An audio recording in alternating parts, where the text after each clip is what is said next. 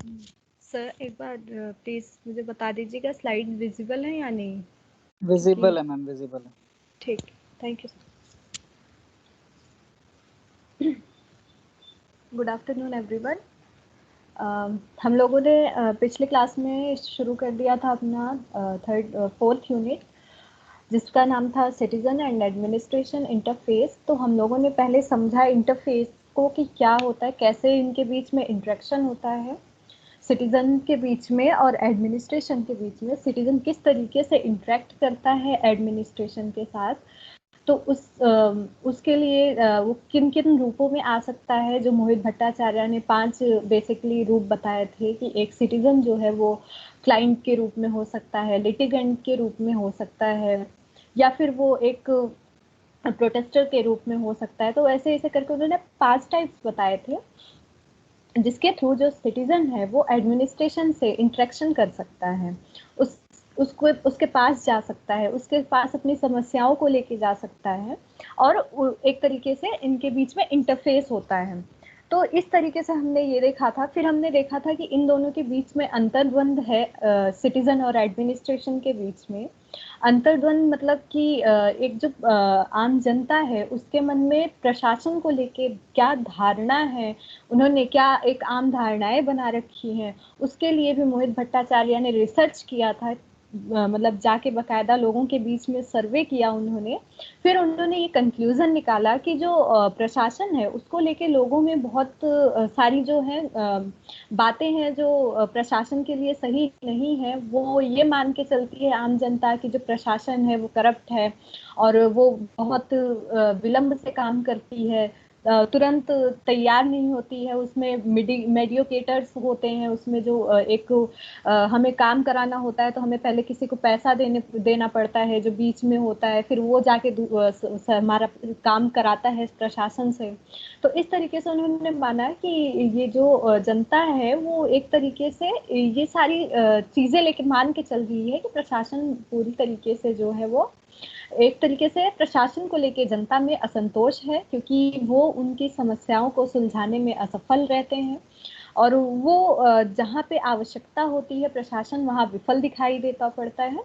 तो इसलिए जो जनता है वो एक आम धारणा बना लेता है कि प्रशासन तो ऐसा ही है, इस ये जो है अमीरों का साथ देता है, गरीबों को साथ में लेके नहीं चलता है। और इसमें करप्शन एक ऐसा मुद्दा है जो सबसे ज्यादा विद्यमान रहता है। यहाँ पे अनेकों प्रकार के एलिटिज्म है, जिसे विशिष्ट वर्ग कहते हैं, यहाँ पे एलिट लोगों का शासन है। तो इस तरीके से जो जनता है वो एक आम धारणा बना के चलती है। तो वो ये मोहित भट्टाचार्य ने अपने रिसर्च में पाया, कंक्लूजन निकाला उसका। फिर उसके बाद हमने देखा कि कैसे जो है जो होता है एडमिनिस्ट्रेशन वो अकाउंटेबल होता है जनता के प्रति, वो उत्तरदायी होता है जनता के प्रति, और जनता कैसे जो है वो पार्टिसिपेट करता है प्रशासन में। वो सारी चीजें हमने देखी कि कैसे पॉलिसीज जो होती हैं उसके एग्जीक्यूशन से लेके उसके इम्प्लीमेंटेशन तक सारी चीजें हम लोगों ने देखी वहां पर।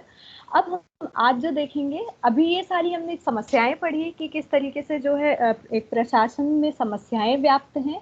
अभी हम आगे उनको पढ़ेंगे कि किस तरीके से जो एक जनता है, सामान्य जनता है, जो अपनी समस्याओं को, अपनी शिकायतों को प्रशासन के पास लेके किस तरीके से जाती है और कैसे उनका समाधान किया जाता है, वो सारी चीजें हम अभी पढ़ेंगे। फिलहाल अभी हम सबसे पहले पढ़ेंगे public service delivery. Public service delivery जिसे कहते हैं सार्वजनिक सेवा वितरण।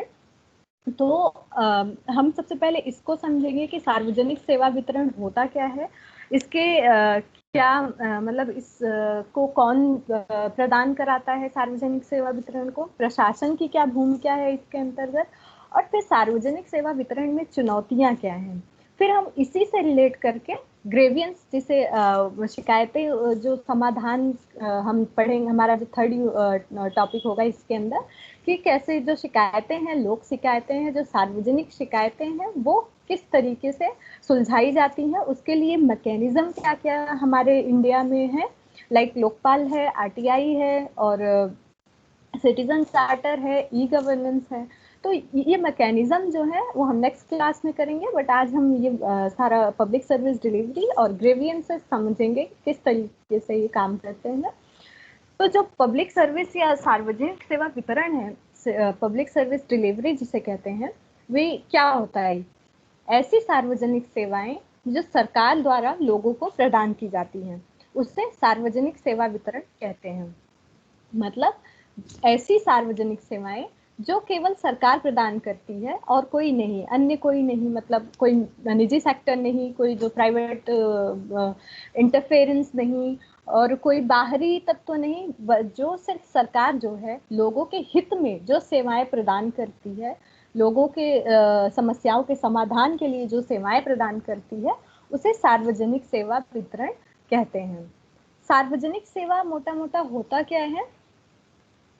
ऐसी सेवा है सार्वजनिक सेवा जो लोगों के लिए अपरिहार्य है, मतलब एसेंशियल है, लोगों को आवश्यकता है जिस चीज की, उनकी जो बेसिक नीड्स हैं, सामान्य उनकी जरूरतें हैं, लाइक सामाजिक सुरक्षा हो गया जिसे सोशल सिक्योरिटी कहते हैं, सैनिटेशन हो गया, स्वच्छता जिसे कहते हैं, स्वास्थ्य सुरक्षा हो गया, हेल्थ केयर, शिक्षा, रोजगार। तो ये सारी चीजें जो होती हैं वो जनता के लिए एक बेसिक नीड होती है, किसी भी एक आम नागरिक के लिए ये बेसिक नीड होती है, एक तरीके से उनके लिए अपरिहार्य आवश्यक चीज होती हैं, ये सारी चीजें हैं। तो ये सेवाएं हैं जो सरकार जो है प्रदान करती है, इन सेवाओं को उसे सार्वजनिक सेवा कहते हैं।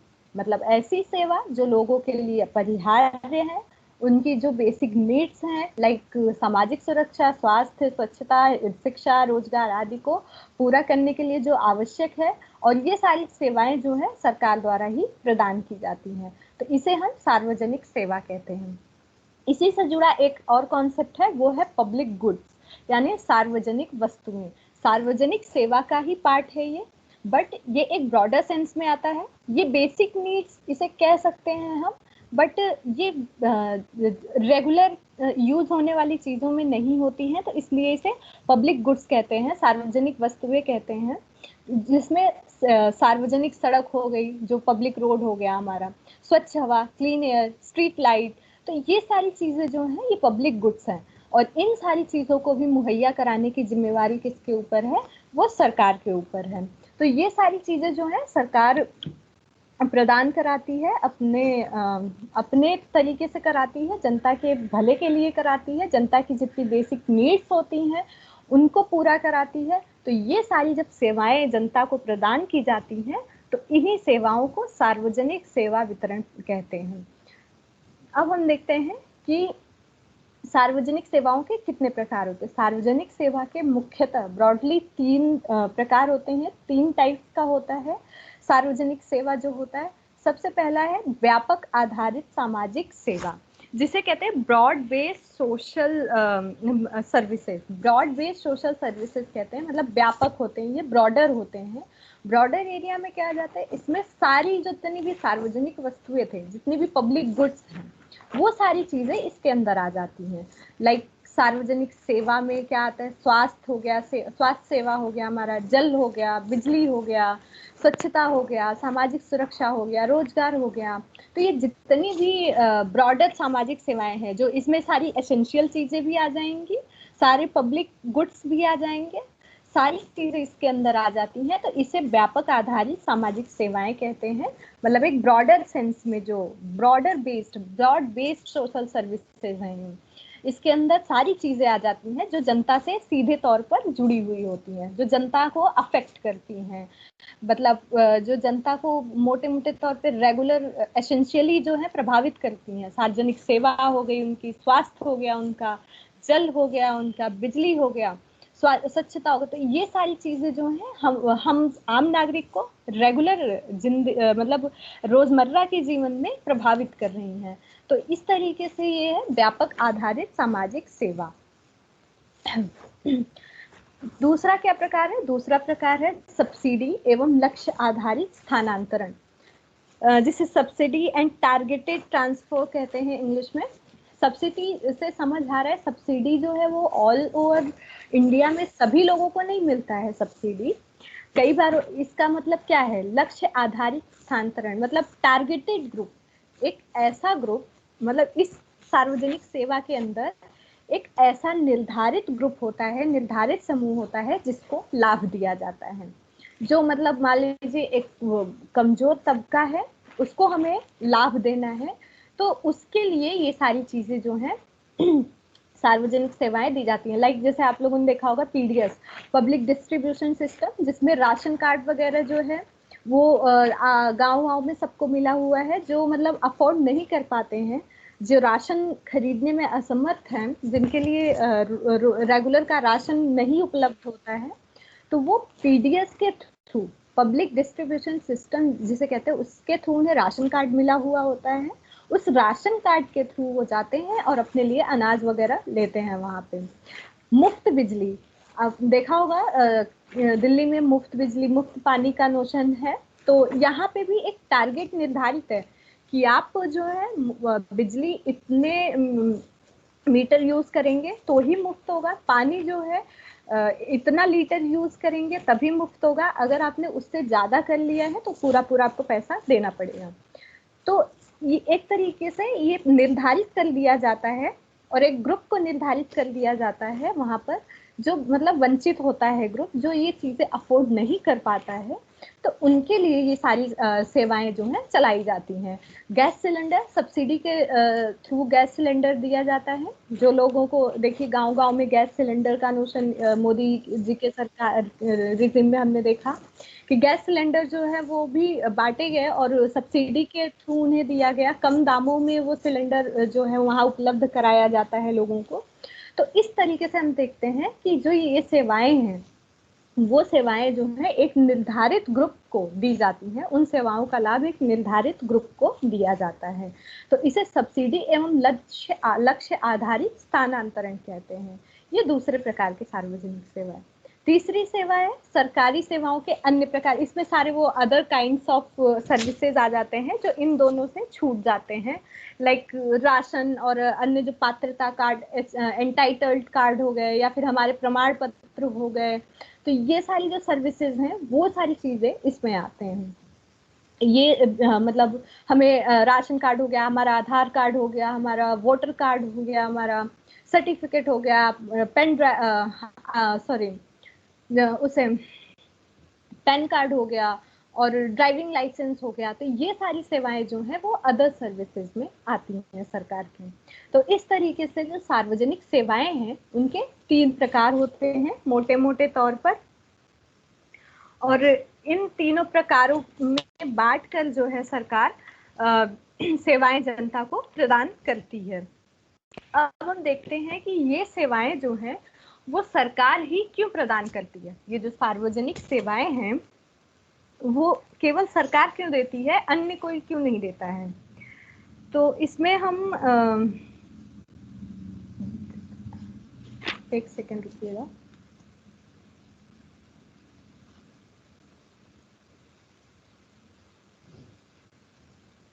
पीपीटी मूव नहीं हुई अभी आप लोगों को?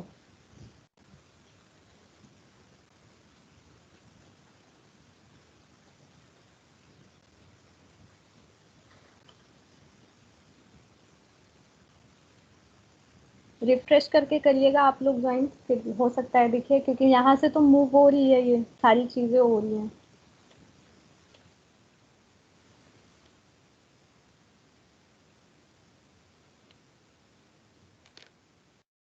चलिए इतना ध्यान मत दीजिए, अभी समझ लीजिए फिर उसके बाद कि ये सारी सेवाएं जो हैं वो केवल सरकार ही क्यों देती है, अन्य कोई क्यों नहीं देता है। आई मीन प्राइवेट सेक्टर क्यों नहीं इसमें इन्वॉल्व होता है वो क्यों नहीं इन सेवाओं को दे सकता है। तो इसमें सबसे बड़ा पहला कारण क्या है कि जो प्राइवेट सेक्टर होता है वो सार्वजनिक वस्तुओं एवं सेवाओं को मुफ्त व लाभकारी बनाने में अक्षम होता है। कैसे? जो प्राइवेट सेक्टर का, मान लीजिए आप लोगों ने देखा होगा प्राइवेट में उन्हीं लोगों को अवसर मिलता है जो इनके अनुसार, इनका क्या मानना है, प्राइवेट वालों को प्राइवेटाइजेशन जब हुआ तो इनका मानना था कि जो मेरिटोक्रेसी पर आधारित व्यवस्था ये लाना चाहते हैं, जिसकी मेरिट है, जो इसमें मतलब अपने मेरिट यानी कि जो हमारा एक स्टूडियस हो गया, हम पढ़ने में अच्छे हैं या हमारा कैपेबिलिटी अच्छी है इस सेक्टर में, तो हम वहाँ पर लग सकते हैं।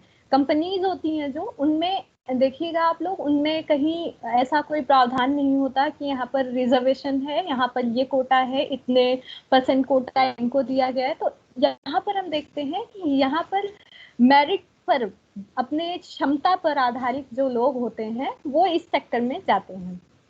तो जो ये निजी क्षेत्र वाले होते हैं वो सार्वजनिक वस्तुओं को प्रोवाइड तो करते हैं, बट उसको वो मुफ्त नहीं कर सकते हैं, बेनिफिशियरी नहीं कर सकते हैं वो लोगों के लिए। वो क्योंकि उन्हें तो पैसा गेन करना होता है, उन्हें अपना लाभ देखना होता है, अपना प्रॉफिट देखना होता है उनको। तो इसलिए जो है ये निजी सेक्टर वाले जो होते हैं, जो प्राइवेट सेक्टर वाले लोग होते हैं,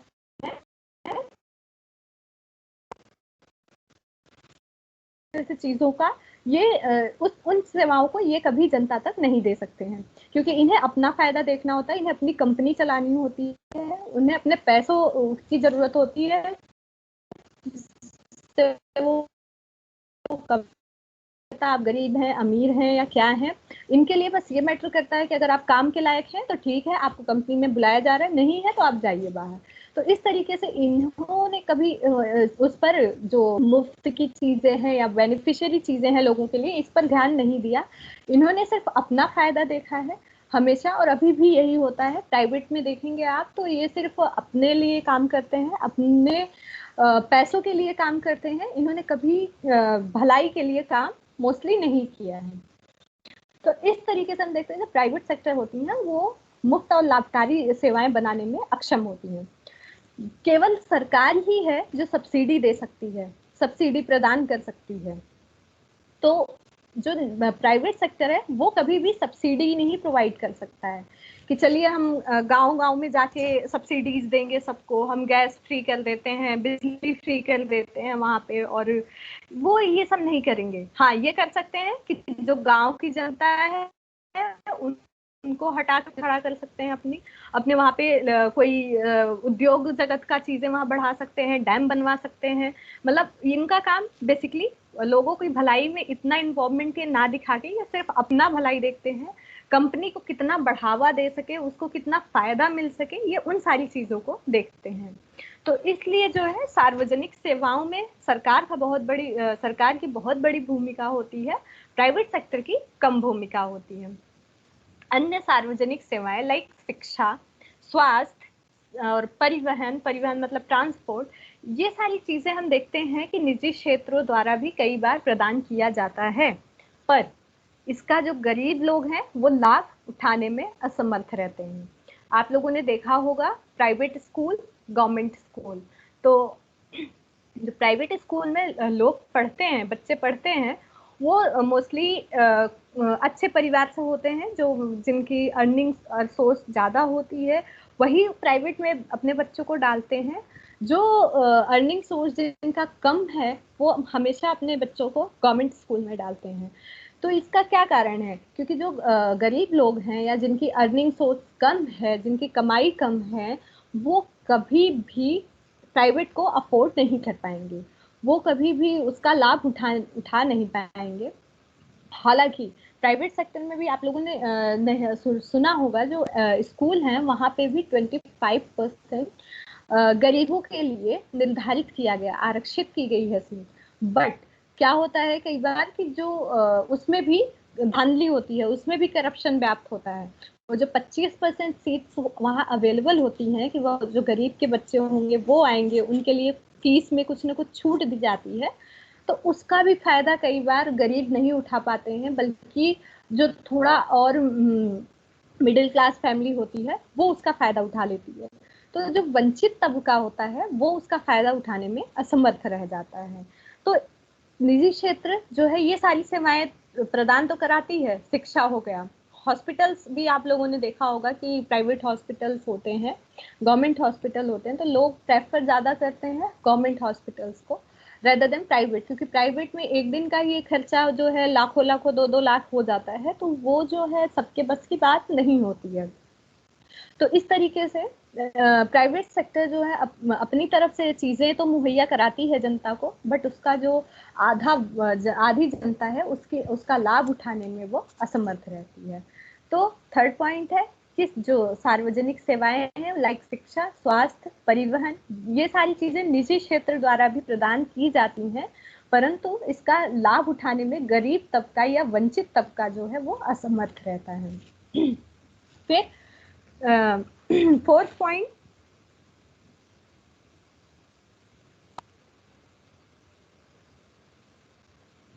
एक सेकेंड मैं फिर से करके करती हूँ, देखिएगा फिर बताइएगा स्लाइड चेंज हो रही है या नहीं।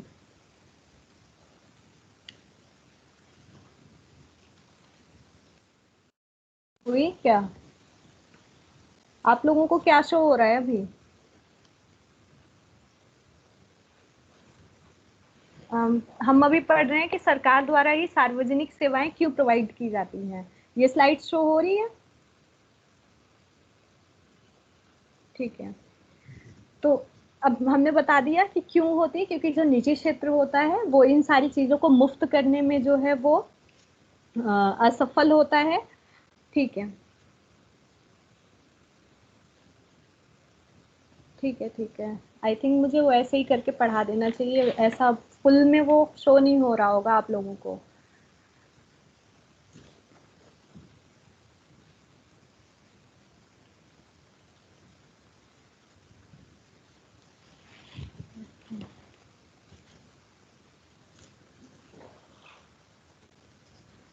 तो निजी सेक्टर जो है ये सारी चीजें प्रोवाइड करने में अक्षम है। सरकार ही जो है सब्सिडी देती है, और बाकी जो अन्य सेवाएं हैं वो निजी सेक्टर देता तो है, बट गरीब वर्ग उसका फायदा नहीं उठा पाता है। फिर एक मॉडल है public private model, public private partnership, PPP model कहते हैं इसे। तो इसके द्वारा सार्वजनिक सेवाएं दी जाती हैं, लाइक एक्सप्रेस वे हो गया हमारा, टोल रोड हो गया, मतलब हम जब हाईवे पे जा रहे होते हैं तो टोल देना पड़ता है हमें, और कुछ मतलब लाइक मेट्रो हो गई। तो ये सारी सेवाएं जो हैं वो क्या होता है, पब्लिक प्राइवेट पार्टनर मॉडल इसे कहते हैं। इसमें क्या होता है कि जो ये सेवाएं हैं वो सरकार भी दे रही है और जो प्राइवेट सेक्टर है वो भी प्रदान कर रहा है। तो ये दोनों मिले पार्टनर हैं, एक तरीके से दोनों ने आपस में गठजोड़ किया है कि आप भी इसको मतलब प्रोवाइड करिए इस सर्विस को, और हम भी अपनी तरफ से प्रोवाइड करेंगे।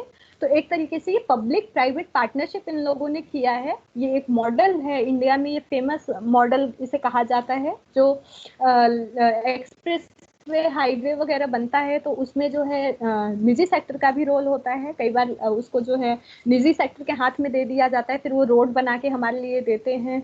और जो टोल कटता है, हम हाईवे पे जा रहे होते हैं, मान लीजिए हमें यहाँ से नोएडा जाना है, तो नोएडा जब पहुंचेंगे हम नोएडा, तो वहाँ पे एक टोल लेने वाला बैठा होता है, पूरा वो टोल पैसे हमें देने पड़ते हैं कि अब हमें आगे जाना है, यूपी बॉर्डर में जाना है हमें।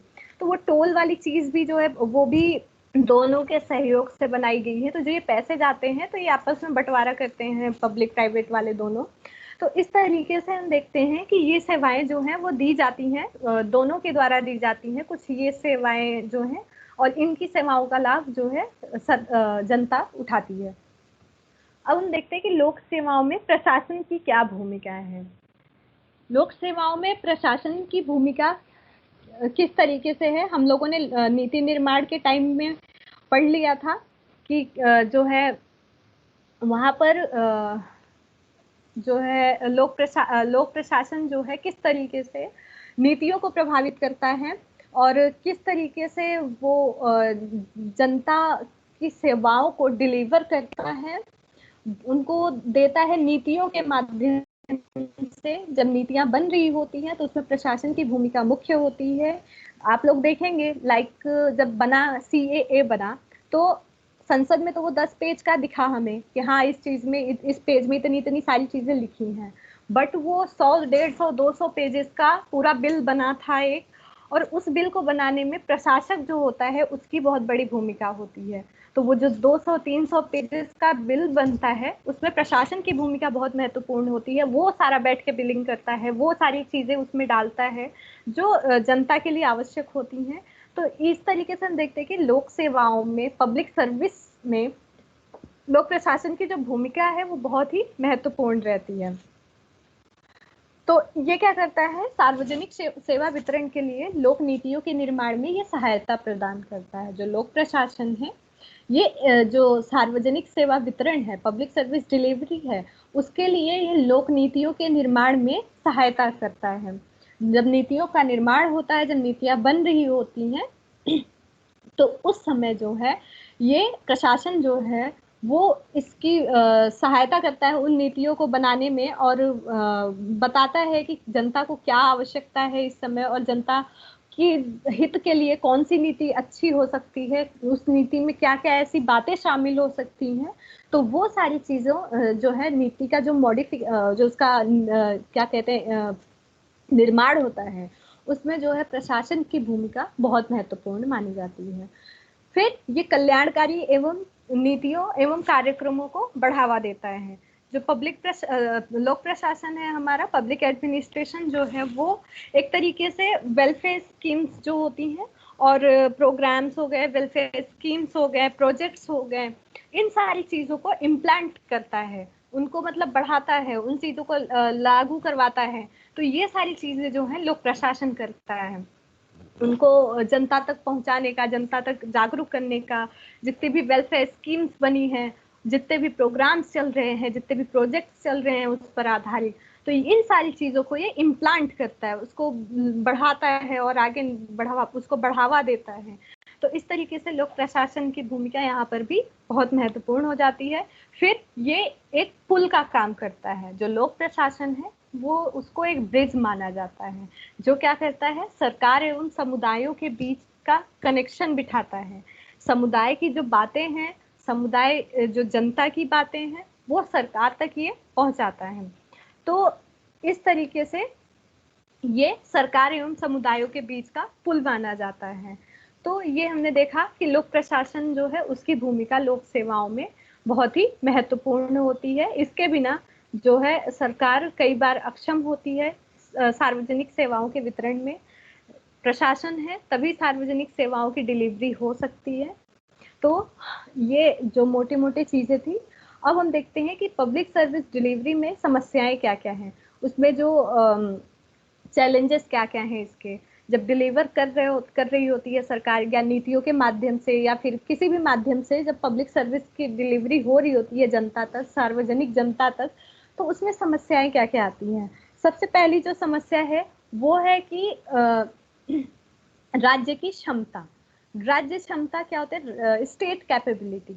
कई बार क्या होता है कि स्टेट की इतनी कैपेबिलिटी नहीं होती है, उसके पास लिमिटेड रिसोर्स होते हैं, जिसके कारण जो है वो सर्विसेज देने में अक्षम होती है, जिसके कारण जो सेवाएं हैं उसको वो उस तरीके से नहीं दे पाती है जितने की आवश्यकता होती है। करंट सिचुएशन में हम दिल्ली को देख सकते हैं अभी, कि कैसे जो है दिल्ली इस समय ऑक्सीजन देने में असमर्थ सी हो गई है।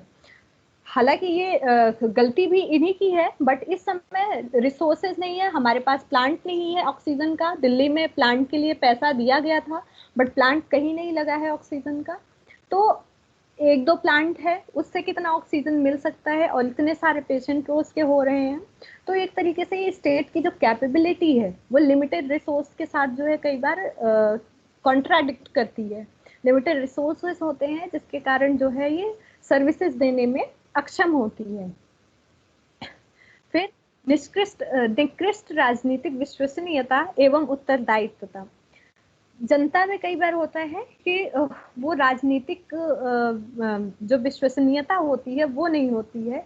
जो राजनीति में लोग बैठे हैं उनकी विश्वसनीयता, कई बार वो अपना विश्वास जीतने में असमर्थ रहते हैं, और जनता के प्रति वो उत्तरदायी होते हैं, कई बार उसमें भी वो अक्षम होते हैं। तो ये एक तरीके से पुअर पॉलिटिकल क्रेडिबिलिटी होती है। ये poor political credibility and accountability इसे कहते हैं, कि मतलब राजनीतिक विश्वसनीयता और उत्तरदायित्वता एकदम से पुअर मानी जाती है। तो ये जो है सार्वजनिक सेवा वितरण में चुनौती है एक तरीके से।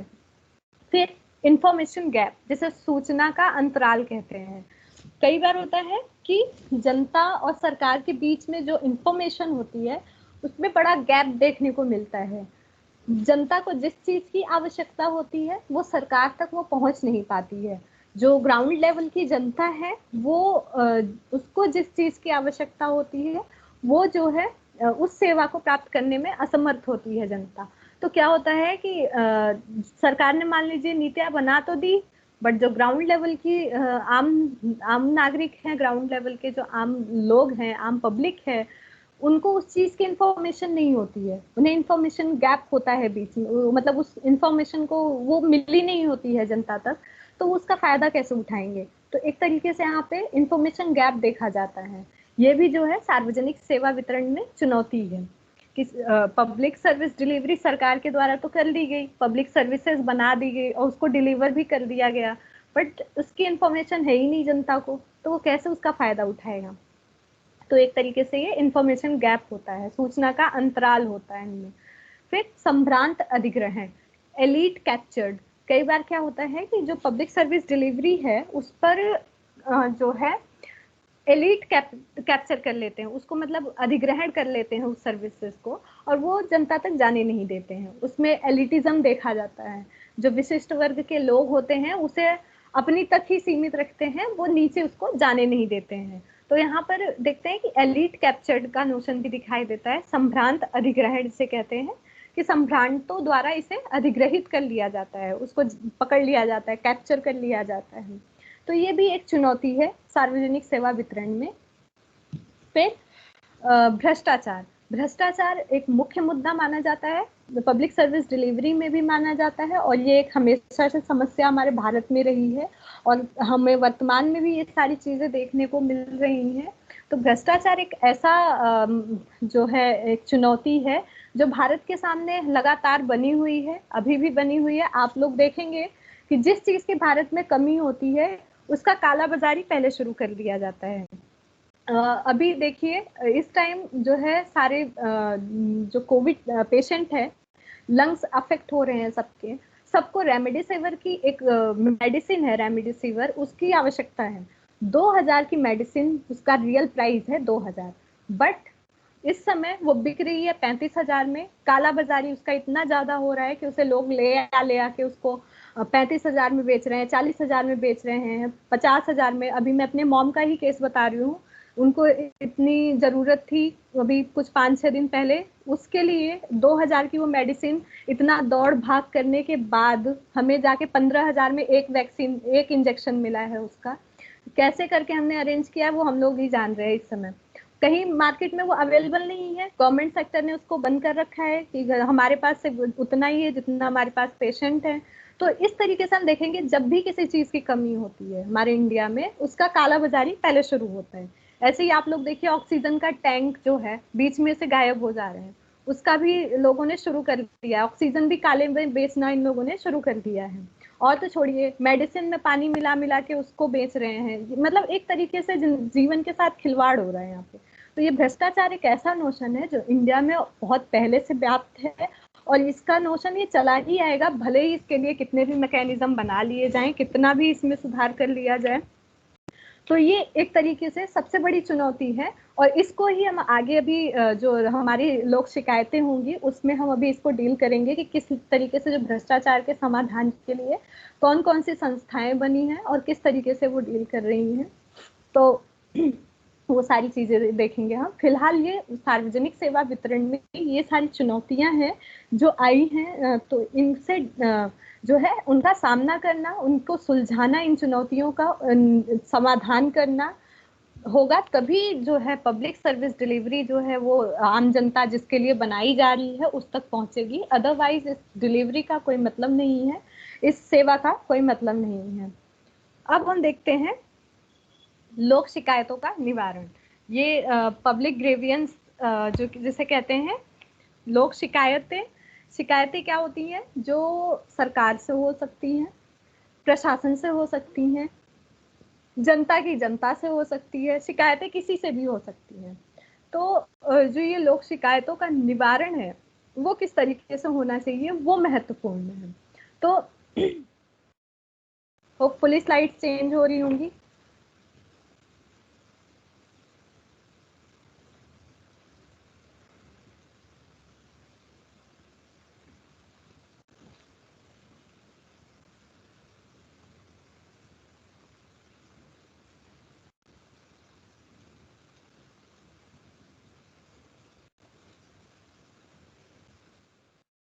लोक शिकायतों का निवारण हम देखते हैं।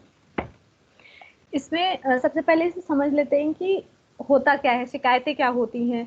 तो जो प्रशासनिक शक्तियों का प्रयोग अनाचार, परेशानी एवं भ्रष्टाचार को जन्म देता है, ठीक है, जिसके कारण जनता में प्रशासन के विरुद्ध शिकायतें पैदा होती हैं।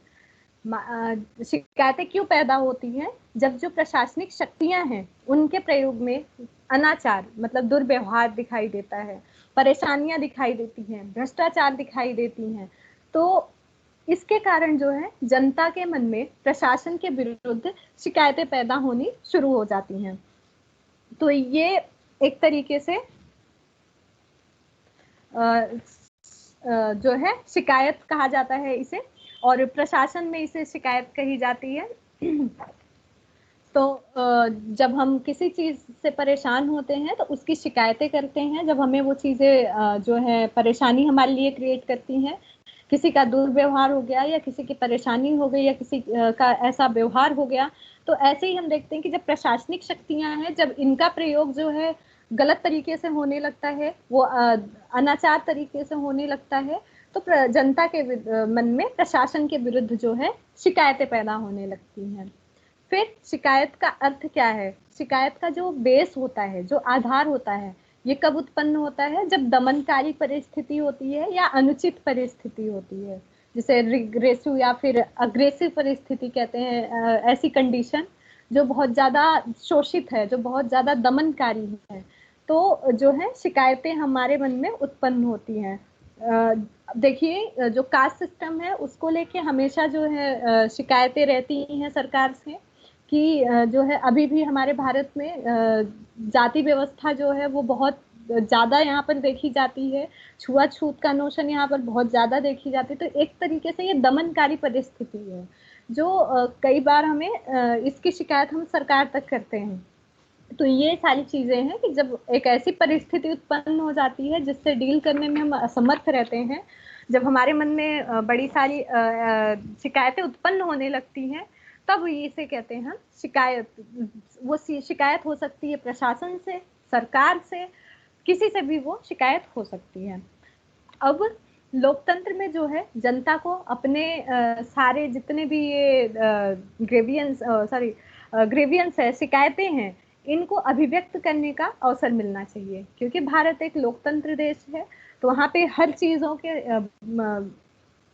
लिए अवसर दिया जाता है, उन्हें समान अवसर सभी लोगों को मिला होता है, अपनी अभिव्यक्ति का अधिकार मिला हुआ होता है, तो उसे अभिव्यक्त करने का अवसर मिलना चाहिए। और उन शिकायतों को सिर्फ अभिव्यक्ति ही नहीं मिलनी चाहिए, बल्कि उन शिकायतों का निवारण भी होना चाहिए, उसके लिए उचित व्यवस्था भी होनी चाहिए।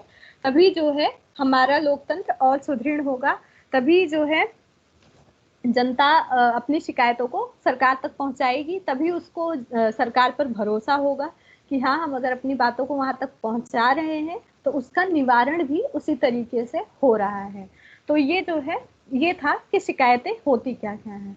अब हम देखते हैं लोक शिकायतें। लोक शिकायतें मतलब कि कैसे क्यों उत्पन्न होती हैं।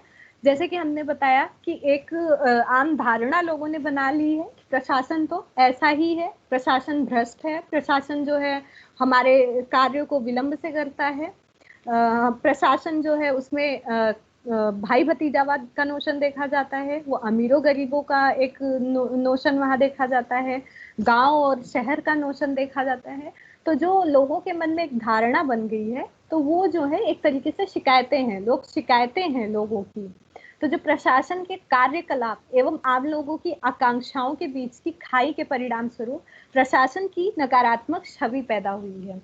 तो जो प्रशासन का कार्य है वो इस समय आम लोगों की आकांक्षाओं की पूर्ति नहीं कर पा रहे हैं, उनके जो जितने भी कार्यकलाप हैं वो आम लोगों की आकांक्षाओं की पूर्ति नहीं कर पा रहे हैं। तो इससे क्या हो रहा है कि जनता और प्रशासन के बीच में खाई उत्पन्न हो गई है, एक गड्ढा जिसे कहते हैं बड़ा सा उत्पन्न हो गया है, जिसके कारण जो है प्रशासन की छवि जो है वो नेगेटिव हो गई है, नकारात्मक हो गई है। जनता ने एक आम धारणा बना ली है अब कि प्रशासन ऐसा ही है। तो ये जो है असंतोष व्याप्त हो गया है लोगों में नागरिक एवं प्रशासन में एक दूसरे को लेके असंतोष व्याप्त है। नागरिक मानता है कि प्रशासन ऐसा, प्रशासन क्या मानता है, प्रशासन भी मानता है कि हम तो जनता के लिए कर रहे हैं, हम जनता मतलब जनता के भले में इतनी चीजें करते हैं, परंतु जनता की शिकायतें जो हैं वो खत्म नहीं होती हैं। तो इस कारण जो है इन दोनों में कंट्राडिक्टरी कई बार देखने को मिलती है और इनमें असंतोष व्याप्त होता है। तो प्रशासन के प्रति जो नागरिकों में असंतोष है, अगर उसे दूर नहीं किया गया तो समाज में तनाव और अव्यवस्था बनी रहेगी। तो इसके लिए हमें क्या करना होगा कि इसके लिए हमें जो लोगों की जो ये असंतोष है लोगों में, उनमें जो ये एक धारणा व्याप्त हो गई है कि जो प्रशासन है वो तो ऐसा है, या फिर उसको क्या करना होगा, प्रशासन का ये कर्तव्य बनता है कि वो लोगों के इस धारणा को दूर करे, उनकी शिकायतों को दूर करे और जो है समाज में इस तनाव की स्थिति को दूर करे। तभी जो है एक व्यवस्था का विस्तार हो सकता है, नहीं तो इससे अव्यवस्था फैलेगी।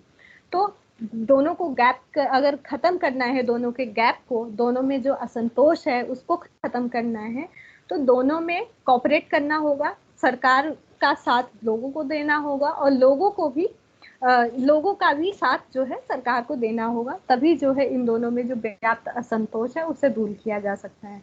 और ये जो तनाव की स्थिति है समाज में अगर ये व्याप्त हो जाएगी तो इससे बहुत नुकसान होगा। इससे न केवल हमारा लोकतांत्रिक मूल्यों का हनन होगा, बल्कि एक बड़ा लोकतंत्र कहे जाने वाला देश है उसकी भी छवि खराब होगी। अब हम देखते हैं कि लोक शिकायतों को प्रशासन के विरुद्ध क्या क्या शिकायतें होती हैं लोगों की। तो मुख्यतः क्या क्या शिकायतें हैं लोगों के मन में जो प्रशासन को लेके हैं, वो हम समझ लेते हैं। हालांकि हमने उनका मोहित भट्टाचार्य का पढ़ा था, बट वो एक तरीके से अलगाववाद था कि जनता जो है ये सोचती है। बट अब शिकायतें क्या क्या हैं जो हमें आगे वाली आने वाली क्लासेस में पढ़ने हैं कि इन शिकायतों का समाधान कैसे करती है जो हमारे समाज में व्याप्त प्रशासन है या सरकार है, इसका समाधान कैसे करती है। तो इसके लिए जो है सबसे पहले हमें जानना पड़ेगा कि शिकायतें क्या क्या हैं लोगों की। तो जो सबसे पहली शिकायत है वो है भ्रष्टाचार, करप्शन। करप्शन जो है जिसे कार्य करने के लिए या ना करने के लिए धन की मांग तथा उसे स्वीकार करना। भ्रष्टाचार का नोशन बता दिया मैंने अभी अच्छे से कि जिस हमारे यहाँ पे भ्रष्टाचार जो है ये शुरू से व्याप्त रहा है, ब्रिटिशर्स के टाइम से, उससे पहले के टाइम से ही व्याप्त रहा है। अभी तक इसका कोई एक फाइनल जो समाधान है वो नहीं निकल पाया है। भले ही लोकपाल बिल, कई तरीके के लोकपाल बिल निकल गए या फिर जो भी हो गया अभी तक, बट करप्शन जो है आज भी विद्यमान है और ये आगे आने वाले टाइम में भी ऐसा हो सकता है कि रहे। इसका खत्म होने की तो अभी तक कोई मुझे आसार नजर आ नहीं रहे हैं। तो जब कोई भी कार्य आम नागरिक कराने जाता है तो उसके लिए कई बार उसे धन देना पड़ता है या कई बार उसे धन नहीं देना पड़ता। तो ये दोनों ही जो है वो भ्रष्टाचार के पार्ट हैं। और जब कोई धन की मांग करता है, उसे स्वीकार करता है, तो इसे ही भ्रष्टाचार कहते हैं। दूसरा है पक्षपात। पक्षपात मतलब कि पक्षपात, एक सेकेंड,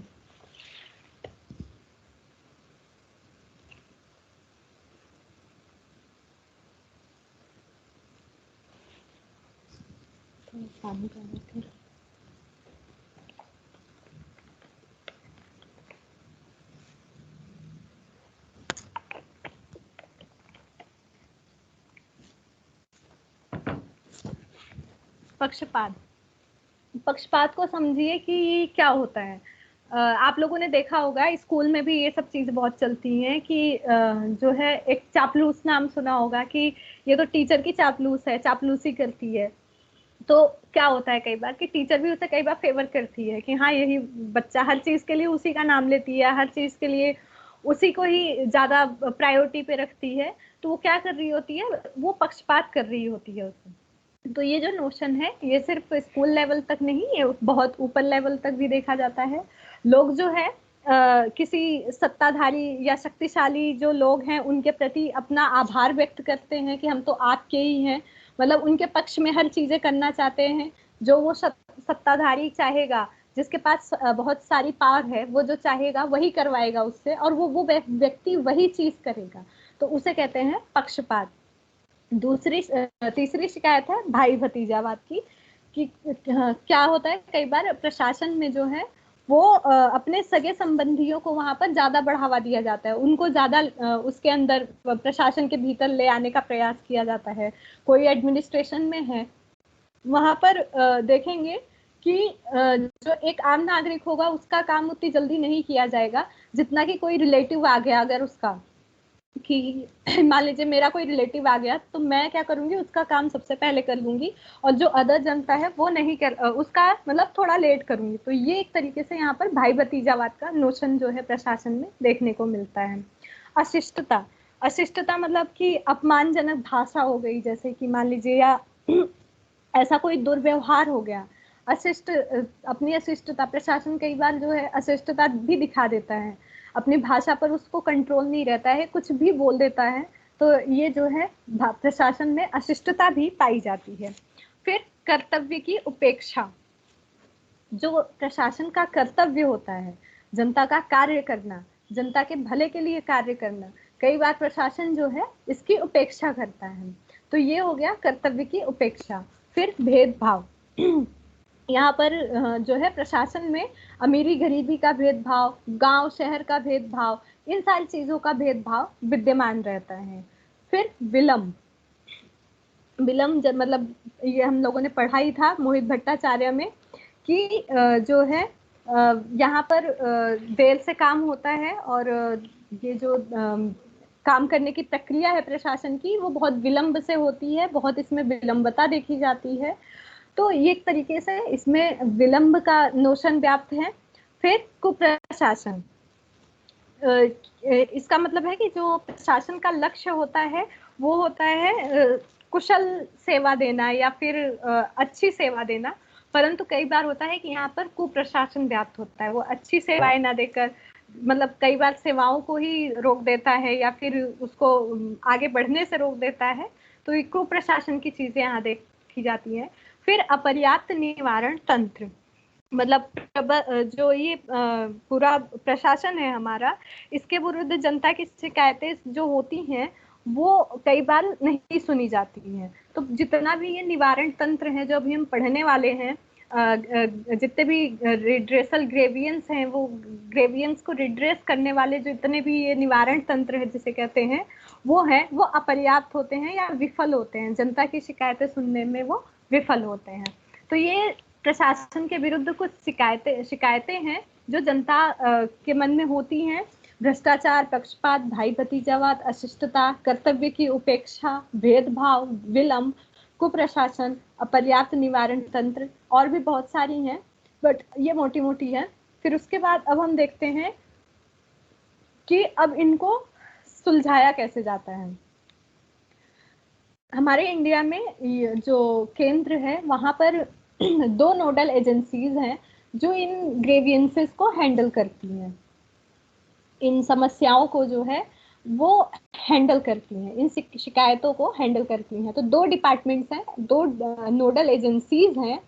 सबसे पहला नोडल एजेंसी है department of administrative reform and public grievance, ministry of personnel public grievance and pension. तो ये जो है ये एक डिपार्टमेंट में आता है, मतलब डिपार्टमेंट ऑफ एडमिनिस्ट्रेटिव रिफॉर्म में ही आता है ये सारा, public grievance, ministry of personnel public grievance and pension. तो ये एक डिपार्टमेंट हो गया, एक नोडल एजेंसी हो गई। दूसरी नोडल एजेंसी है directorate of public grievance cabinet secretariat, मतलब दूसरी जो नोडल एजेंसी है वो कैबिनेट सेक्रेटेरिएट के अंतर्गत आती है, उसका नाम है डायरेक्टोरेट ऑफ पब्लिक ग्रीवियंस। और पहला जो है वो डिपार्टमेंट ऑफ एडमिनिस्ट्रेटिव रिफॉर्म के अंतर्गत आती है, जिसमें ये सारी पर्सनल मिनिस्ट्री वगैरह सारी चीजें आ जाती हैं। तो भारत के यूनियन में 2 नोडल एजेंसीज हैं जो ये सारे ग्रीवियंसेस होते हैं, जो शिकायतें होती हैं, उनको हैंडल करता है। अब इन्हीं दोनों में हम देखेंगे आगे आने वाले कि लोकपाल किस डिपार्टमेंट में आ रहा है या फिर आरटीआई किस डिपार्टमेंट में आ रहा है। तो जो भ्रष्टाचार के लिए सबसे पहला जो शिकायत रही है वो भ्रष्टाचार की रही है, तो उसके समाधान के लिए सबसे पहले हम देखते हैं आया शिकायत निवारण संस्थान के रूप में आया केंद्रीय सतर्कता आयोग, जिसे सेंट्रल विजिलेंस कमीशन कहते हैं। सेंट्रल विजिलेंस कमीशन पढ़ना हमें इसलिए इम्पोर्टेंट है क्योंकि जो लोकपाल हम पढ़ेंगे अभी नेक्स्ट क्लास में, उसके लिए इसको समझना आवश्यक है, क्योंकि लोकपाल जो है कहीं ना कहीं इससे रिलेटेड है। तो जो ये शुरू हुआ बेसिकली ये 1962 में एक संस्थानम की अध्यक्षता में एक कमिटी बनी जिसका नाम था भ्रष्टाचार निवारक समिति। तो भ्रष्टाचार रोकने की और वर्तमान व्यवस्थाओं की समीक्षा एवं भ्रष्टाचार के विरुद्ध उपायों को अधिक कारगर बनाने के लिए 1962 में के संथानम की अध्यक्षता में भ्रष्टाचार निवारक समिति का गठन किया गया। 1962 में के संथानम एक व्यक्ति थे, इनकी मतलब अध्यक्षता की इन्होंने और समिति का गठन किया जिसका नाम रखा भ्रष्टाचार निवारक समिति। अब इस समिति ने क्या किया, इस समिति ने किया कि 1964 में ही संथानम, ये समिति जो इन्होंने बनाई थी संथानम ने, इस समिति ने केंद्रीय सतर्कता आयुक्त ने केंद्रीय सतर्कता आयोग के गठन का सुझाव दिया। मतलब ये जो के संथानम की समिति थी, इसने जो है सेंट्रल विजिलेंस कमीशन के गठन का सुझाव दिया, मतलब रिकमेंड किया कि भारत में एक ऐसे संस्था की जरूरत है, एक ऐसे संस्था की आवश्यकता है जो है भ्रष्टाचार को खत्म करने के लिए लागू की जाए और भ्रष्टाचार निवारण के लिए बनाई जाए। तो ये सबसे पहले 1964 में के संथानम ने इसका सुझाव दिया, जो के संथानम की समिति थी जिसका नाम था भ्रष्टाचार निवारक समिति। तो इस समिति ने केंद्रीय सतर्कता आयोग नामक संस्था के गठन का सुझाव दिया। फिर सतर्कता आयोग की प्रकृति जो है वो बेसिकली परामर्श देने की है, मतलब एक तरीके से एडवाइजर है, ये एडवाइजर बॉडी है ये सीवीसी, सेंट्रल विजिलेंस कमीशन। ये जो है एक तरीके से एडवाइजरी का काम करती है, सरकार को एडवाइज करती है भ्रष्टाचार के खिलाफ जो आते हैं इसके पास केसेस, उसके लिए जो है ये सरकार को एडवाइस करती है। तो एक तरीके से एडवाइजरी बॉडी है ये जो है कार्मिक मंत्रालय के अंतर्गत आती है, जो हमारा फर्स्ट डिपार्टमेंट है जिसमें पर्सनल डिपार्टमेंट भी आ रहा है, तो ये उसके अंतर्गत आती है। आयोग, ये जो आयोग है ये केंद्रीय सतर्कता आयोग, बेसिकली ये भ्रष्टाचार व दुर्व्यवहार की शिकायतें जो है नागरिकों से सीधे प्राप्त करती है। मतलब नागरिक जो है वो सीधे जाके इसमें कंप्लेन कर सकता है अगर किसी ने भ्रष्टाचार किया है या दुर्व्यवहार किया है, तो इसके मतलब उसके विरोध में जाके यहाँ पे ये शिकायत जनता जो है आराम से कर सकती है। तो ये एक तरीके से सीवीसी है, सेंट्रल विजिलेंस कमीशन है। इसका हम जो मेन काम है वो नेक्स्ट क्लास में करेंगे क्योंकि ये थोड़ा लोकपाल से जुड़ा हुआ है। तो हम नेक्स्ट क्लास में लोकपाल पढ़ेंगे, आरटीआई और सिटीजन चार्टर और ई गवर्नेंस। तो इन सारी चीज़ों को अब हम नेक्स्ट क्लास में करेंगे। अभी इससे रिलेटेड अगर कोई क्वेश्चन हो आप लोगों के पास तो वो पूछ सकते हैं जो समझ ना आया हो। फिर हम नेक्स्ट क्लास में देखते हैं सारी संस्थाओं को कि किस तरीके से जो है ये पब्लिक ग्रीवियंसेस जो है जनता के काम किस तरीके से आ रही हैं और नहीं आ रही हैं और इनकी कमियां क्या हैं, कहाँ ये विफल हो रही हैं। तो वो सारी चीज़ें हम नेक्स्ट क्लास में समझेंगे। जिसको क्वेश्चन करना होगा वो रेज करेगा हैंड, शायद मैं अनम्यूट कर सकती हूँ माइक को आप लोगों को, एक बार मैं ट्राई करूँगी। नमन जैन, एक second रुकिएगा।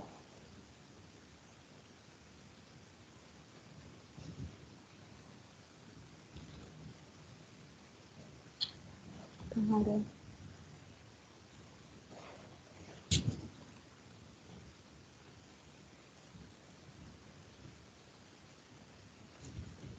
Naman, raise your hand. Otherwise, I will not able to see you.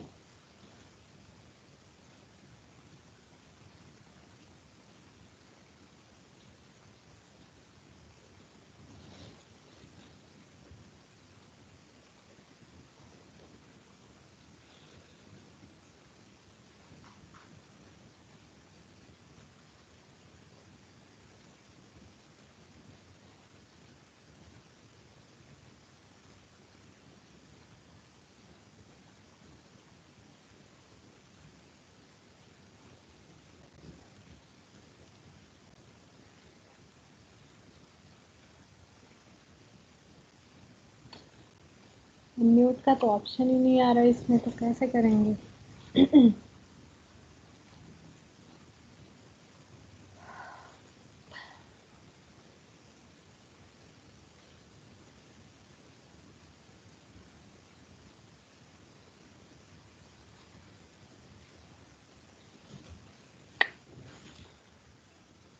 नहीं आ रहा, अनम्यूट का ऑप्शन नहीं आ रहा।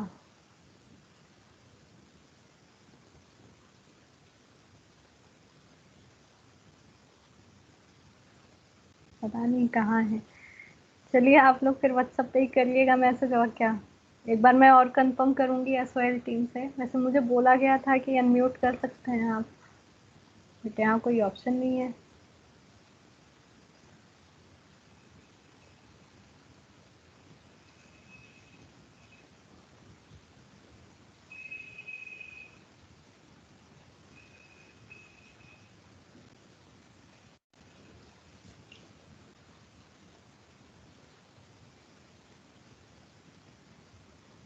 सोनिया, कुछ पूछना है आपको? आप एक बार देखिएगा मैसेज जा रहा है क्या आपके पास? अगर यहाँ से जा रहा हो तो फिर यहाँ से कर लीजिए, और क्या।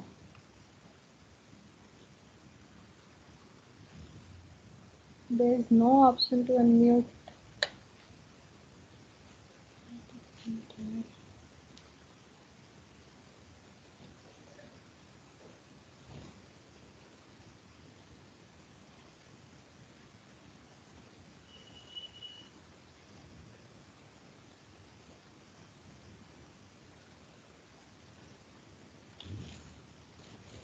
चलिए ग्रुप पे ही पूछ लीजिएगा, क्योंकि टाइम भी खत्म हो रहा है अभी। जो क्वेश्चंस होंगे ग्रुप पे डाल दीजिए, मैं वहाँ पे आंसर कर देती हूँ। बाकी एक बार और मैं कंफर्म करती हूँ कि इस पे कैसे का माइक आ गया। आ रहा है। Yes ma'am. Yes ma'am. Okay okay, तो एक एक करके फिर पूछिए। आप लोग कैसे कर पा रहे हैं ना?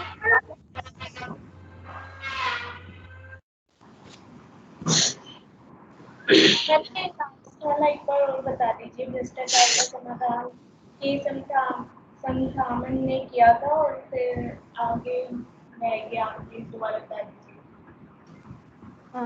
हाँ, मतलब के संथानम थे, उन्होंने क्या किया कि एक कमिटी बनाई जिसका भ्रष्टाचार निवारक कमिटी नाम था उस समय। फिर जब ये कमिटी बनी, ये 1962 में बनाई थी उन्होंने।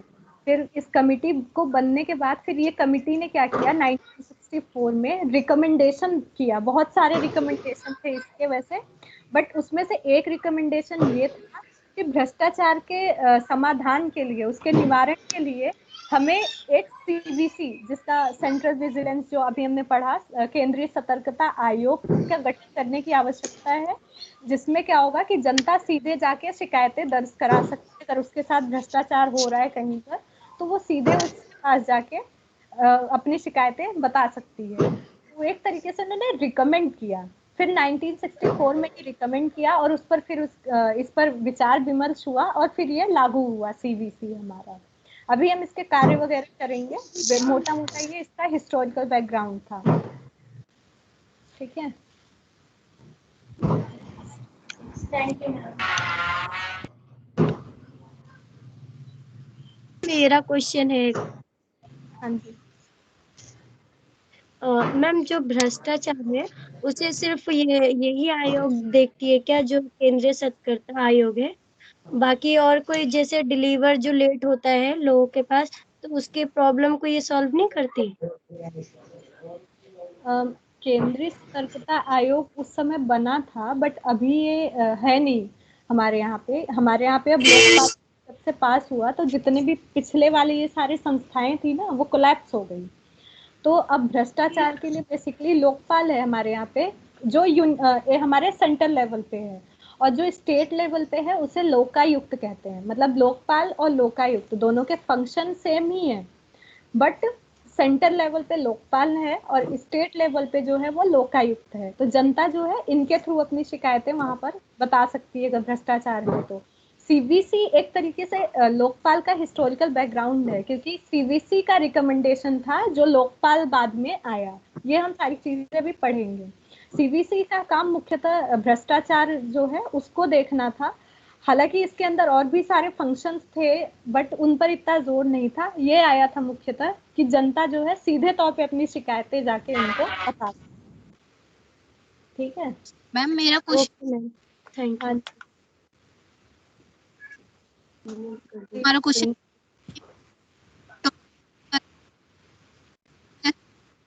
आवाज नहीं आ रही आपकी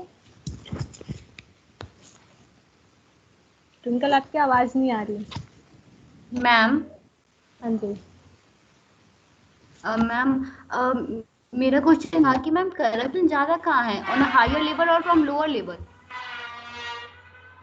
हाँ ये तो हेलो। आवाज आ रही है? हेलो। करप्शन ज्यादा कहाँ है, ये चीज तो कहीं ऐसा डिसाइड नहीं हो सकता है कि करप्शन कहाँ है, क्योंकि ये तो हर चीज हर जगह देखा जा रहा है। लोअर लेवल से लेके अपर लेवल तक देखा जा रहा है, तो इसको हम एक तरीके से नाप नहीं सकते हैं कि ज्यादा कहाँ है। कहीं भी हो करप्शन करप्शन है, वो चाहे लोअर लेवल पे थोड़ा भी हो या अपर लेवल पे बहुत ज्यादा हो, तो कहीं भी व्याप्त हो वो लेवल उसका वही है। तो इस तरीके से हम इसका कोई पैमाना फिक्स नहीं कर सकते हैं कि कहाँ पर ज्यादा है या कहाँ पर कम है। हर जगह व्याप्त है ये, सेंटर से लेके आप देखेंगे स्टेट तक, स्टेट से लेके देखेंगे आप तक लोकल लेवल तक। तो अभी भी देखिए कोई भी चीज हमें करानी होती है तो बिना किसी के सपोर्ट के हम नहीं करा पाते हैं। तो ये चीजें हमेशा हमें देखने को मिल रही हैं। तो इसका हम अभी कोई पैमाना फिक्स नहीं कर सकते कहाँ पे ज्यादा है कहाँ पे कम है। ठीक है। और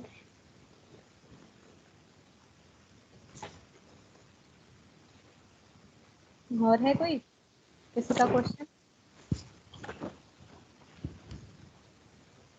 पहले कौन था वो जो जिसने हैंड रेस किया था? अनम्यूट कर लीजिए माइक, अब तो अनम्यूट हो रहा है।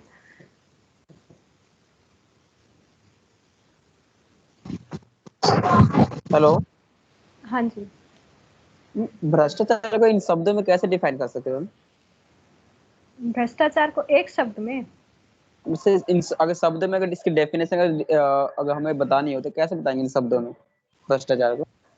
देखिए कोई भी काम मान लीजिए करने के लिए हमें अगर पैसा देने की आवश्यकता पड़ रही है तो उसे हम भ्रष्टाचार कहेंगे सरल शब्दों में। किसी भी कार्य को करने के लिए अगर धन देने की आवश्यकता पड़ रही है और उस धन को उस व्यक्ति द्वारा स्वीकारा जा रहा है, जिसने मांगा है उसके द्वारा स्वीकारा जा रहा है, तो उसे हम भ्रष्टाचार कहते हैं। अगर आपको एक लाइन में लिखना है इसका आंसर तो। ठीक है। तो मैम जो पैसे को जो देता है, जो जो मनी का डिमांड करता है कोई प्रशासन, तो हाँ जी। हम ये कह सकते हैं कि एक प्रशासन ही भ्रष्टाचार है क्या? पब्लिक को हम ये कह सकते हैं कि जनता भी एक तरह से भ्रष्टाचार कर रही है कि उस तरह से वो पैसे बचा रही है, पैसे से काम करवा रही है। प्रशासन यहाँ पे क्योंकि हम अभी पढ़ रहे हैं पब्लिक एडमिनिस्ट्रेशन, ठीक है, तो हमें कॉन्टेक्स्ट वही लाना है। बट अगर मैं क्या बोला अभी मैंने कि भ्रष्टाचार को नापा नहीं जा सकता है कितना कहाँ पे है। आप अगर एक छोटे से लेवल पे भी जाएंगे ना, एक गांव के भी लेवल पे जाएंगे ना, तो वहां पे भी दिखेगा। एक डॉक्टर के लेवल पे भी जाएंगे ना आप, तो वहां पे भी भ्रष्टाचार दिखेगा। तो एक ये सिनेरियो है जो हर जगह दिखेगा आपको। लेकिन हमें पढ़ना बेसिकली पब्लिक एडमिनिस्ट्रेशन के कॉन्टेक्स्ट में है, तो हमें वो चीज ले आना पड़ेगा। हम यहाँ जनता को नहीं ले आ सकते हैं ना, क्योंकि जनता हमारा सब्जेक्ट नहीं है, हमारा सब्जेक्ट है पब्लिक एडमिनिस्ट्रेशन। तो हमें प्रशासन में देखना पड़ रहा है। हमें इवन हम सरकार में भी नहीं जा रहे हैं, देखिएगा आप, सरकार में भी हम नहीं जाएंगे, हमें प्रशासन में देखना है। प्रशासन में क्या कमियां हैं, उसको किस तरीके से सुधारा जाना चाहिए, वो सारी चीजें हम पढ़ेंगे यहाँ पे। बाकी भ्रष्टाचार आप हर लेवल पे देखेंगे। ठीक है। और एक्सक्यूज मी मैम। हाँ जी। हेलो। बट मैम अगर हम देख सकते हैं तो कहीं ना कहीं जिम्मेदार तो पब्लिक भी है। अगर हमसे कोई पैसा मांगता है कोई काम करने के लिए, अगर हम उसके लिए आवाज उठाए तो कहीं ना कहीं ये खत्म हो जा सकती है। आवाज उठाए, अभी हमने आपको बताया ना एग्जाम्पल कि मेरी मदर का ही एग्जाम्पल मैं बता रही हूँ आपको कि मेडिसिन 2000 का इंजेक्शन जब हमें 15,000 में लेना पड़ रहा है, तो क्यों लेना पड़ रहा है? क्योंकि हमें लाइफ इस समय सेव करनी है उन्हें। वो इस कंडीशन में है, ऑक्सीजन लेवल उनका गिरता जा रहा था और कंडीशन इतनी बुरी थी कि अगर हम 15 और 20 हजार में नहीं खरीदते तो हमें मिलता नहीं कहीं पे। तो हमारी ये मुश्किलें आखिर हमें बनाई गई ना, ये सारा सिचुएशन हमारे सामने आया ना उस समय, तो हमें उससे डील तो करना ही था। अब भले हम चाहे पैसे दे के करें या फिर जान दे के करें, करना तो था, हमें बचाना है क्योंकि। तो एक सिनेरियो हमारे सामने ऐसा बन जाता है ना, कंडीशन बन जाती है ना कि हम चाह के भी उस चीज को मना नहीं कर पाते हैं। हमारे सामने ऐसी परिस्थिति आ जाती है कि अभी ये सोचिए ना, हम लोगों की जब ये सिचुएशन है तो एक जो गरीब जनता होगी वो क्या कर रही होगी। वो आप लोग न्यूज अभी देख ही रहे होंगे क्या हालत चल रहा है इस समय, है ना। बेड के लिए मारा मारी है, किस चीज के लिए, क्या क्या के लिए मारा मारी है। जिसके पास पैसे हैं उनको बेड मिल रहे हैं, नहीं मिल रहे हैं जिनके पास नहीं है। तो अब इस सिचुएशन से हम कैसे लड़ेंगे आप बताइए। भ्रष्टाचार हम खत्म तो कर देंगे, हम उस लेवल पे होंगे जिस दिन, हाँ हम मान सकते हैं कि उस लेवल पे हम जिस दिन होंगे, हम एक बहुत बड़े आदमी बन जाएंगे, तो हम अपने आप से ये सिचुएशन ले आ सकते हैं कि हमारे तरफ से ऐसी कोई समस्या ना हो जिससे पैसा देना पड़े दूसरे को। हम अपने लेवल पे ये काम कर सकते हैं, बट हम दूसरों की गारंटी तो नहीं ले पाते हैं ना। तो ये चीजें चलती रहेंगी। आगे और कोई है? Ma'am hello. लोकपाल लोकायुक्त के मेंबर कौन चुनता है? ये हम अभी नेक्स्ट क्लास में पढ़ेंगे तो वहाँ पे हम बताते हैं, उसमें ऐसे कंफ्यूज मत हो जाइएगा अभी ना, क्योंकि वो कंफ्यूजन क्रिएट हो जाता है। अभी आप लोग ये भी समझेंगे कि लोकपाल कहाँ यूज हो रहा है, लोकायुक्त कहाँ यूज हो रहा है, तो फिर हम उसको भी पढ़ेंगे आगे, तो वो वहाँ पे क्लियर हो जाएगा। नेक्स्ट क्लास तक वेट करिए, वहाँ पे देख लेते हैं हमसे, क्योंकि एक पूरा हेलो उसका वो है हाँ जी बोलिए। जी मैम, अभी आपने कॉन्सेप्ट समझाया था, उसमें वर्ड आया था पक्षपात का। हाँ जी। तो उसमें जैसे अभी हॉस्पिटल का एक करंटली एग्जांपल लें तो हम हॉस्पिटल में भी जो पीपल हैं, आम लोग जो है उनको जगह नहीं मिल पाई है, बट अगर कोई राजनेता आता है तो उसको एकदम से जगह मिल जाती है। तो ये लोकतांत्रिक देशों की एक असफलता आप कह सकते हो मैम। असफलता तो नहीं कह सकते, क्योंकि देखिए जो हॉस्पिटल्स होते हैं ना, गवर्नमेंट हॉस्पिटल हो गया मान लीजिए, तो उसमें क्या होता है कि जैसे 10% हमारे यहाँ सीट्स नहीं है रिजर्व होती हैं, वैसे ही ना हॉस्पिटल्स में भी क्या होता है कि वीआईपी सीट्स रिजर्व होती हैं। तो वहां पर क्या होता है कि वो वही लोग जाते हैं जो बहुत बड़े होते हैं, लाइक हमारे जो हमारे गवर्नमेंट से रिलेटेड हुए होते हैं, जब पिछले रहे होते हैं या आगे आ रहे होते हैं, अभी करंटली रहे होते हैं, तो उन लोगों के लिए ना कुछ रिजर्व होता है हॉस्पिटल्स में भी। तो गवर्नमेंट जब हॉस्पिटल बनता है तो वहाँ पे एक तरीके से रिजर्वेशन दे दिया जाता है पहले ही कि इतनी वीआईपी सीट्स हैं, उस पर कोई नहीं जाएगी, आम जनता वहाँ नहीं जा सकती है। अभी मैंने बताया था कि जैसे मनमोहन सिंह देखिए तुरंत बीमार हुए और तुरंत एम्स में एडमिट हुए, लेकिन आम जनता के लिए तो एक भी बेड अवेलेबल नहीं है वहाँ पे। तो इस तरीके से उनके लिए अवेलेबल है क्योंकि वो चीजें रिजर्व कर दी गई है उनके लिए। तो ये एक लोकतंत्र का यहाँ पे कोई रोल नहीं है। पक्षपात हम देख सकते हैं प्रशासन के लेवल पे, वहां पर होता है कि मतलब जो बड़ा आदमी है वो अपने अनुसार ही लोगों को काम करवाता है, और वो लोग जो है वही काम करते हैं जो उसको पसंद है ना। देखिए कि मैं जो मुझे पसंद होगा मैं आपसे वही काम कराऊं और आप वही काम करिए, तो मैं आपको बहुत पसंद करूंगी, है ना, और मैं आपके हर फेवर में काम करूंगी। तो इस तरीके का पक्षपात होता है, वो पक्षपात कहलाता है। ये चीज अलग हो गई कि वहां पर ये सारी चीजें जो है बड़े लोगों वाली। ठीक है।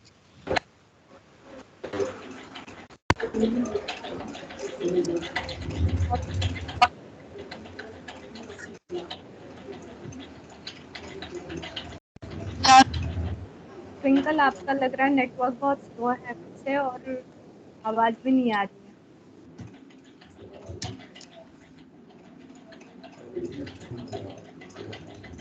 ट्विंकल आप मैसेज कर दीजिएगा मुझे, पर्सनली कर दीजिएगा, मैं आपको बता दूंगी आपका जो भी क्वेरी होगी। ठीक है। और कोई है क्या? नहीं, नेक्स्ट क्लास में मिलते हैं फिर।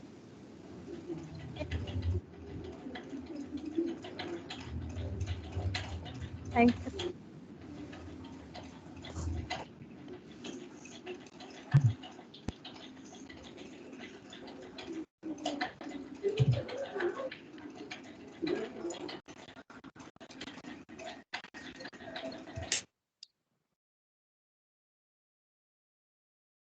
माइक बंद।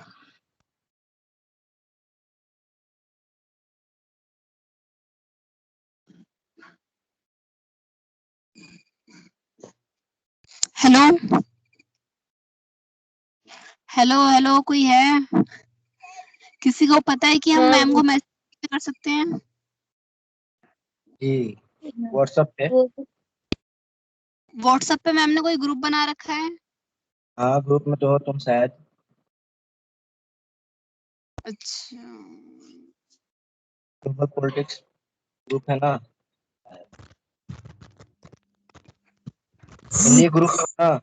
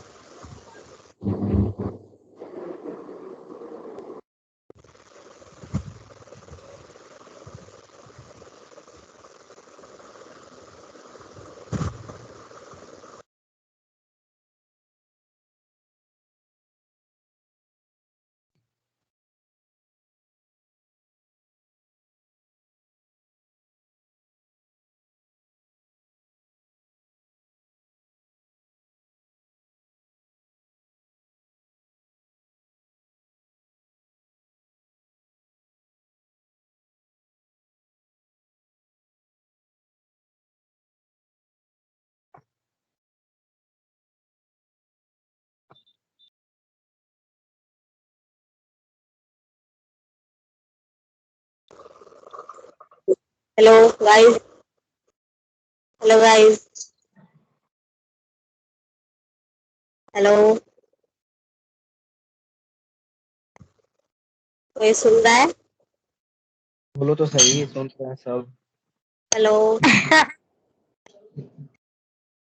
हेलो, सुन सब रहे हैं, बोलो क्या क्या हुआ। मैं ये कह रही हूँ कि मैम ने कोई बुक बताई है, कोई ऑथर की? तो अभी नहीं बताया, ग्रुप में सेंड तो करती है मैम, सारा नोट्स जो कराती है डेली वो सेंड करता है ग्रुप हाँ में। मैम के नोट्स तो उसमें है ग्रुप में, बट कोई ऑथर नेम बताया है बुक का? वो तो पता नहीं मुझे भी। हाँ बताइए। क्या नाम बताया? 1 मिनट चेक करके बताना पड़ेगा ग्रुप में, अगली क्लास में बता दूंगी। अगली क्लास में टाइम से पूछ लेंगे। अरे ग्रुप में डाला हुआ है, एक बार ग्रुप में चेक तो कर लो। कब किस डेट? ग्रुप में देखा है, नहीं शो हो रहा है, इसीलिए पूछा है। मैं दोबारा बता दूंगी। कोई नहीं, ग्रुप में मैसेज कर देना है देख कर। Okay okay.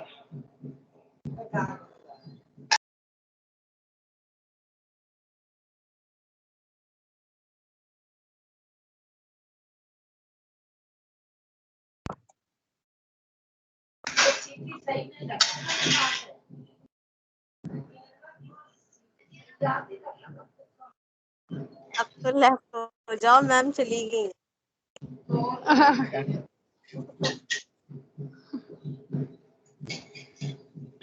Okay guys, bye bye. सबसे पहले संदीप भैया की थाली में आलू डाले गए हैं।